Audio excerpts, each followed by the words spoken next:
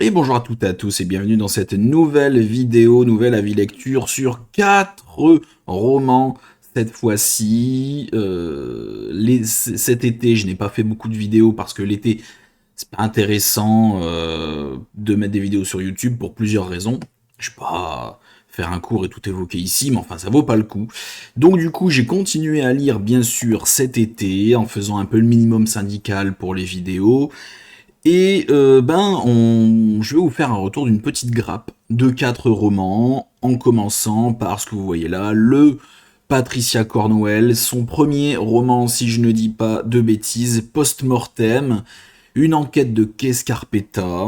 Alors, sans trop traîner, le résumé que je vais vous lire. Richmond, Virginie, 4 femmes ont été torturées, violées, égorgées. Une femme noire et 3 blanches. Rien, pas le moindre indice ne les relie entre elles, si ce n'est précisément l'assassin. Le docteur Scarpetta s'acharne à traquer le tueur en série. Il est intelligent, rusé et ne semble commettre aucune faute, qui pourrait mettre les enquêteurs sur la voie. Elle sait qu'il n'arrêtera pas, et si elle ne trouve pas très vite une piste pour remonter jusqu'à lui, une autre femme va mourir. Tout semble se lier contre la police et Kay, je dis Kay, hein, après je sais pas comment ça se prononce, tout semble se liguer contre la police et Kay pour favoriser le tueur. Peu à peu, Kay Scarpetta commence à se sentir menacé. Voilà qu'en ai-je pensé. C'était assez sympathique, j'ai plutôt bien aimé. C'était le premier Patricia Cornwell que j'ai lu. J'ai voulu me lancer évidemment en commençant par le début, le tout premier. J'aime bien l'écriture, elle va pas par 4 chemins.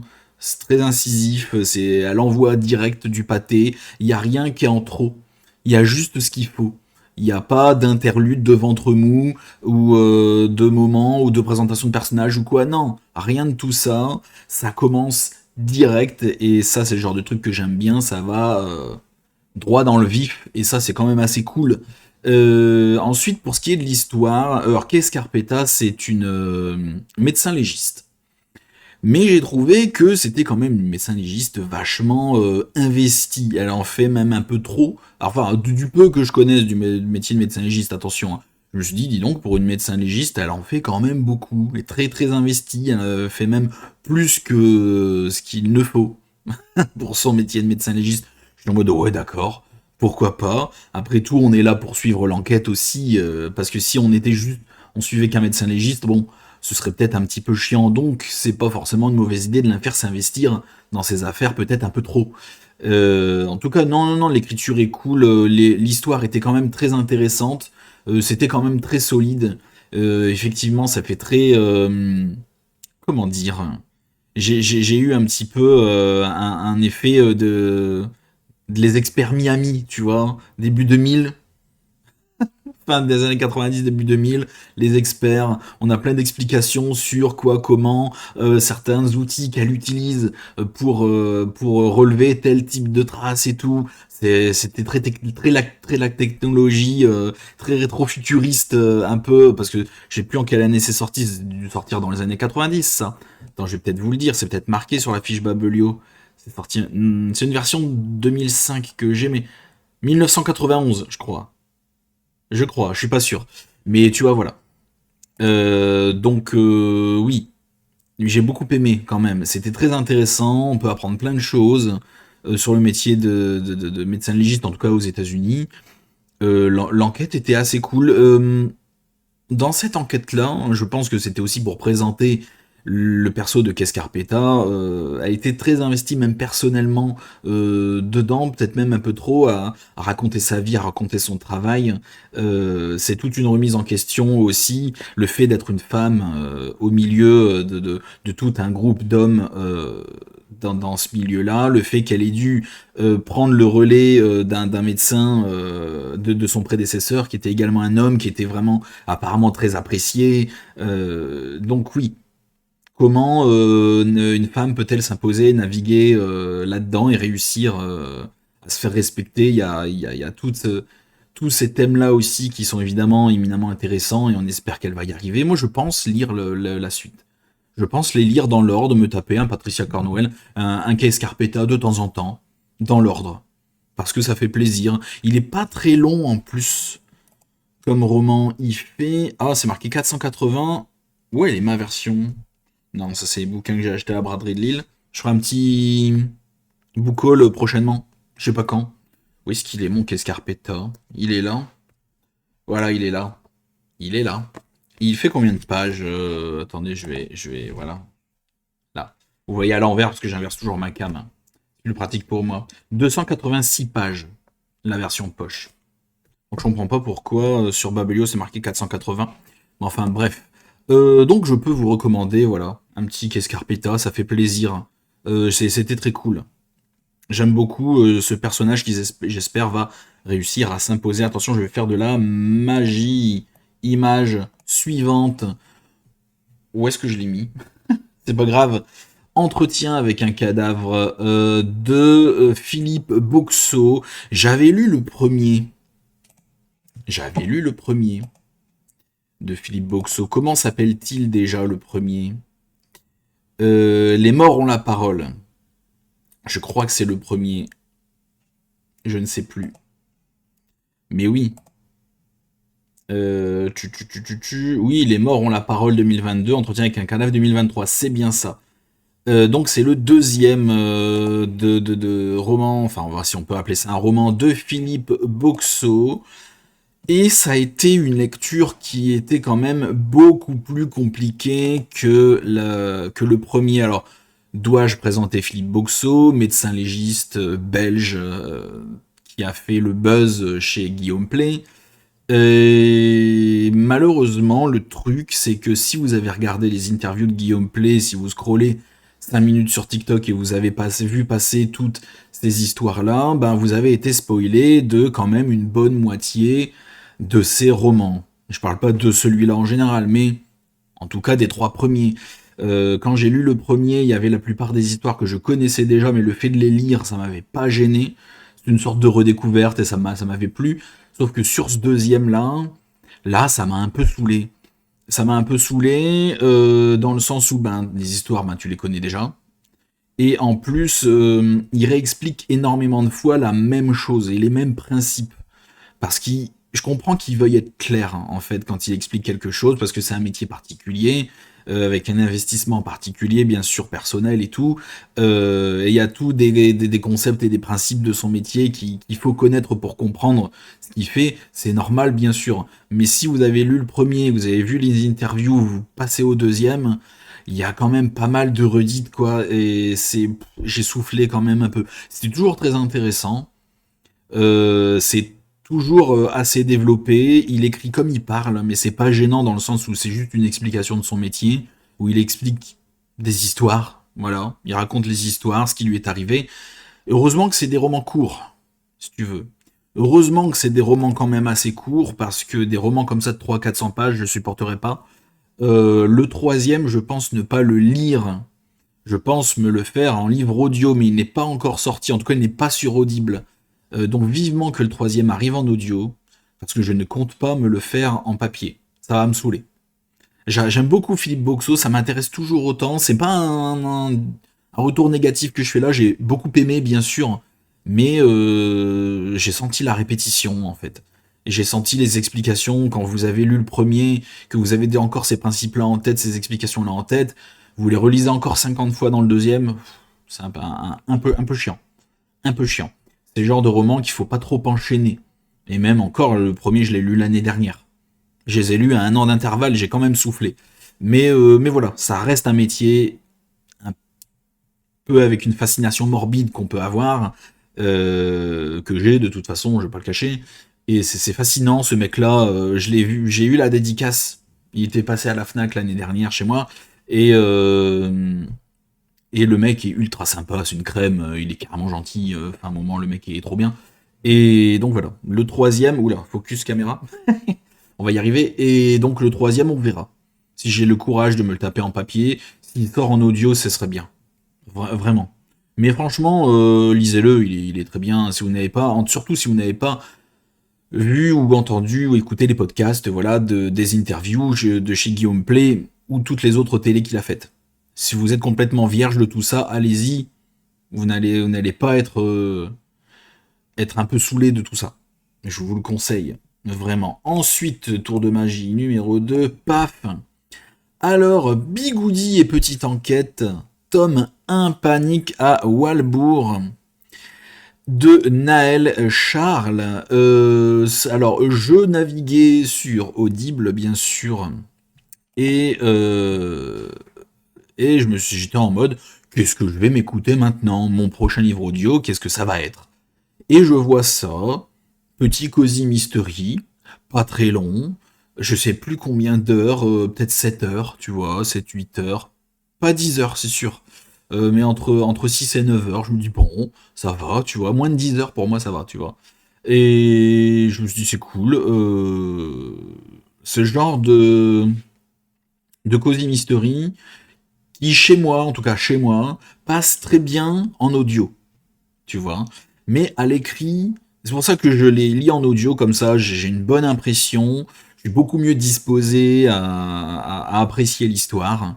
Et donc je me dis, vas-y, parce que quand j'ai lu le résumé, j'ai soufflé, je me dis ça va être cucu, les personnages vont être clichés, machin. Oui, évidemment, c'est comme ça d'ailleurs. Mais en audio, c'était une bonne surprise. C'est très bien passé. Et je ne vous ai toujours pas lu le résumé, n'est-ce pas? Alors, quand la coiffeuse démêle l'enquête. Léopoldine Courtecuisse est coiffeuse dans le bourg alsacien de Walbourg. Entre teinture, shampoing et coupe de cheveux, cette mère peine à gérer ses deux adolescents depuis que le père de ses enfants l'a quitté pour sa jeune sœur. Léopoldine déteste son nom de famille et ses parents qui ne jurent que par leur cadette, mais gardent le moral grâce aux séries policières qui n'ont aucun mystère pour elle, tout comme les petits secrets des habitants de la ville qui viennent s'épancher dans son salon. Un jour, elle découvre le cadavre de Véronique Bush sur le parking de l'hypermarché. Alors que toute la population est sous le choc, Léopoldine, qui a toujours rêvé d'être flic, en est désormais certaine. Elle va pouvoir montrer à tous quelle incroyable enquêtrice elle est, et ce n'est certainement pas cet arrogant lieutenant Delval qui l'en empêchera, foi de Léopoldine Courtecuisse. Il se pourrait même qu'il soit contraint de lui demander de l'aide.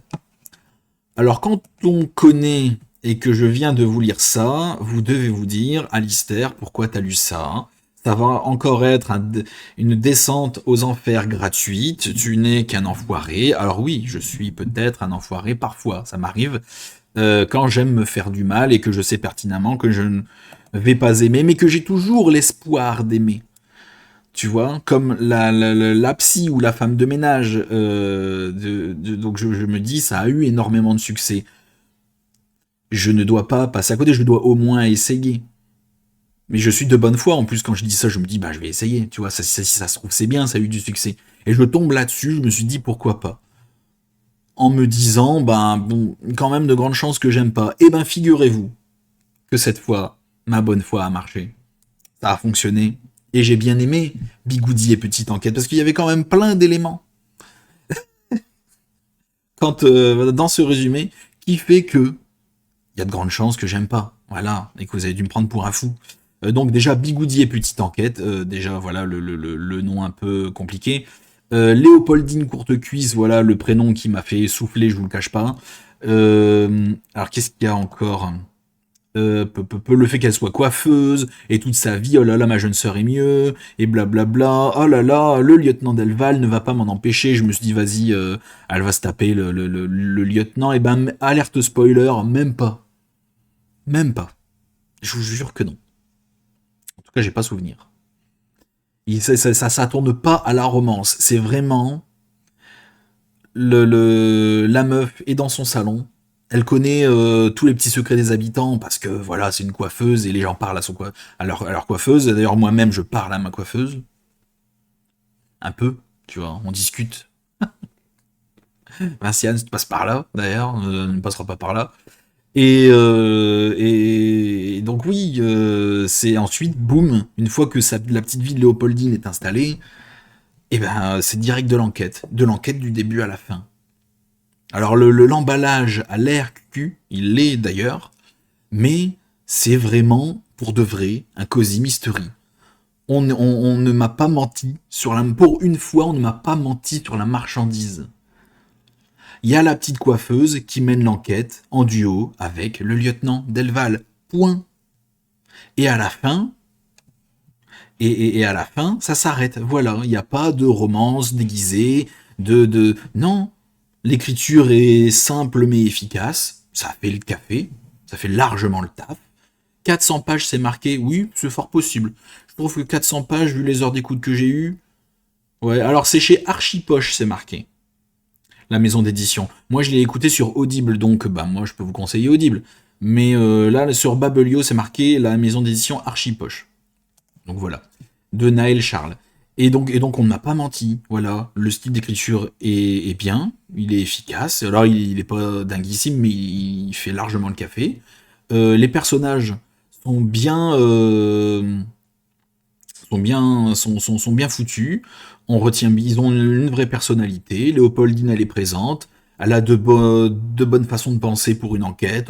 On sent bien qu'elle est fan de romans policiers. Elle vit à des petites refs à droite à gauche. Ah bah dans cette série-là, dans ce truc-là, il n'y a pas besoin d'en faire 3 tonnes, ça suffit. On s'épanche pas trop dessus. C'est bien. C'est bien. Le meurtre aussi est assez simple en soi. Ça casse pas non plus 3 pattes à un canard. Mais voilà, c'est un petit cosy mystery. Ça mène sa petite enquête, ça trouve ses petits indices, ça fait ses petites théories, ça trouve son coupable à la fin. Voilà. Et il y a quand même pas mal de personnages à retenir. J'ai eu un peu de mal parce que généralement j'écoute ça voilà, en étant occupé. Et donc des fois je m'arrête et je suis obligé de remettre le chapitre. Mais c'est absolument pas la faute du livre, hein, c'est de ma faute à mon inattention. Hein. Ça m'arrive souvent d'ailleurs. Et je suis en mode quoi, attends, qu'est-ce qu'elle a dit? Histoire que j'intègre bien l'enquête, tu vois, parce que sinon c'est compliqué. Et donc non, c'était sympa, simple, efficace, avec les petits personnages qui vont bien, bien définis, bien avec leur personnalité. Ça passe bien. Je vais pas en retirer grand-chose, je vais vite l'oublier. Mais c'est bien divertissant, le petit Cosy Mystery qui va bien. Vous pouvez écouter ça sous votre plaid, dans votre canapé. C'est validé. Et je s'en suis le premier étonné. Comme quoi, l'espoir est encore permis pour moi. Tout n'est pas perdu. Vous pouvez vous moquer. Ensuite, je sais même plus. Tac tac, tour de magie. Ah oui. Bon, on est déjà au 4e, dis donc. Ad Unum que j'ai également écouté en audio sur Audible, mais je vais vous en dire un peu plus tout de suite. C'est de Didier Fossé, c'est une série, apparemment ce n'est pas un tome 1 mais le tome 2, ça je ne le savais pas. Et donc c'est chez Édition Les Deux Encres.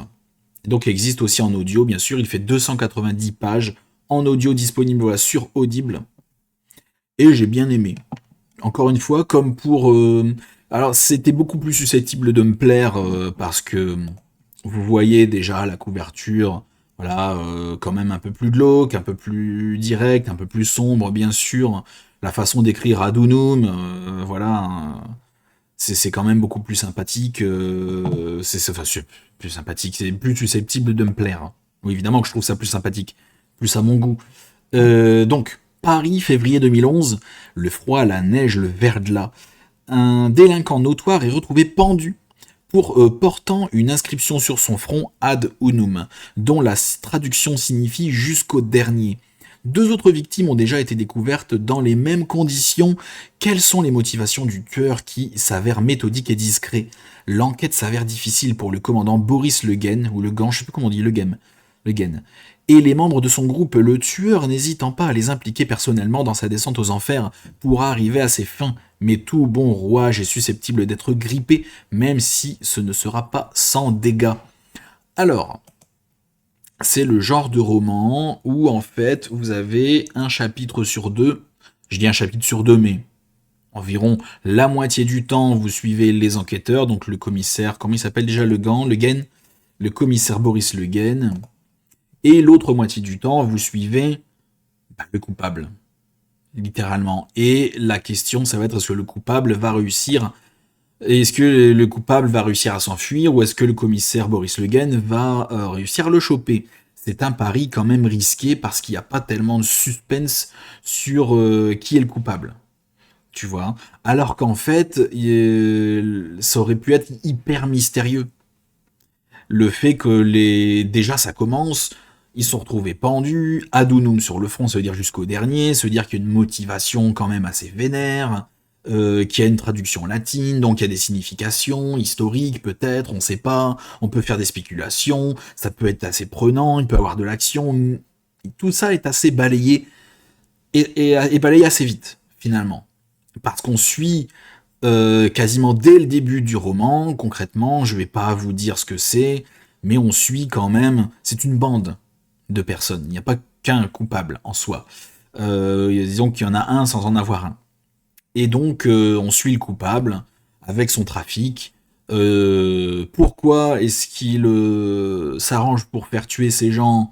Je ne vous le dirai pas, bien sûr, on va pas spoiler, vous en faites pas, mais c'est un peu dommage de ne pas avoir gardé un suspense sur qui sont ces personnages, parce qu'on a quand même leur nom, en fait, quasiment dès le départ. On a leur nom, on sait qui c'est, même si c'est dévoilé parfois au fur et à mesure, mais assez vite on le sait. Le suspense, c'est est-ce qu'ils vont se faire choper, c'est tout. C'est un peu décevant. Après, en audio, ça passe bien. Le doubleur, le comédien qui lit ça, et j'aime bien sa voix. J'aime bien sa voix, une grosse voix rocailleuse qui fait bien le café. Ça nous plonge dans un univers quand même assez sombre tout de suite et très très vite. Ça peut être assez machiavélique de par la personnalité du coupable. C'est une enquête de police pour ce qui est du commissaire Boris Le Guin, assez classique, voilà, ça réinvente pas, c'est pas non plus hyper rythmé, on est dans une ambiance dark. Paris, je crois, c'est parisien, je crois que c'est parisien, ça se passe à Paris. Oui, c'est marqué Paris. Donc voilà, on est dans une enquête parisienne, un peu sombre, Adunum, dépendu, pourquoi il fait ça, le commissaire Le Guin est un peu trop impliqué, bien sûr, c'est extrêmement classique. Extrêmement classique. Est-ce qu'il est bien noté sur Babelio? Critique, fait donc voir. Ouais, plutôt positif, on va dire. Il a combien en moyenne? 3,92 étoiles sur 5. Bon, ça c'est plutôt pas, c'est plutôt bien. Mais oui. Encore une fois, comme pour Panic à Wellbrook, pour des raisons différentes, c'est divertissant, ça fait bien le café, l'enquête est plus que correcte, l'ambiance dark est là, on est investi, les personnages sont bien, mais à la fin, j'en retirerai rien, je vais vite l'oublier, et ça aurait été bien divertissant, ça m'aurait fait un livre audio en plus cette année, plus un dans mes livres lus, j'ai envie de te dire, c'est tout. C'est tout. Mais c'est bien. C'est bien. Moi, non, je te jure, c'est bien. C'est pas une folie, mais c'est bien. Euh, si je retombe sur un roman de Didier Fossé en audio, j'irai. En papier, je ne sais pas. C'est comme celui-ci, finalement, je vous le remets.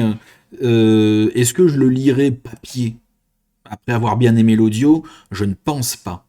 Je pense que je vais rester fidèle à l'audio pour cette série de livres. Et je pense que ce sera pareil. Reviens là, et toi dégage, voilà. Pour Adunum et les romans de Didier Fossé, si jamais les autres sont en audio. Parce que oui, j'ai bien aimé, mais c'est tout. Pas plus. Donc je vous conseille tous ces livres. Donc vraiment un retour, somme toute, assez positif. C'était bien. J'ai passé de bons moments.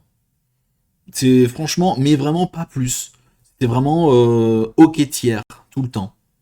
Et pas rien d'exceptionnel, mais bien. J'ai l'impression de me répéter, de dire 50 fois les mêmes trucs, mais faut vraiment. En fait, j'essaie vraiment d'être clair dans le sens où. Je vous jure, c'est pas négatif. C'est ça en fait. Vous avez tellement l'habitude souvent de me voir défoncer mes lectures que non, je vous jure, c'était bien. C'est juste pas exceptionnel, mais je vous jure, j'ai bien aimé. Mais c'est littéralement ça en fait. Ben, c'est tout. Ça dure combien de temps? 25 minutes. C'est quand même pas trop mal. Merci à tous d'avoir regardé la vidéo jusqu'au bout. N'hésite pas à la liker, la partager, t'abonner à la chaîne si ce n'est pas déjà fait en attendant la prochaine vidéo. Merci à tous et à la prochaine chez Alistair.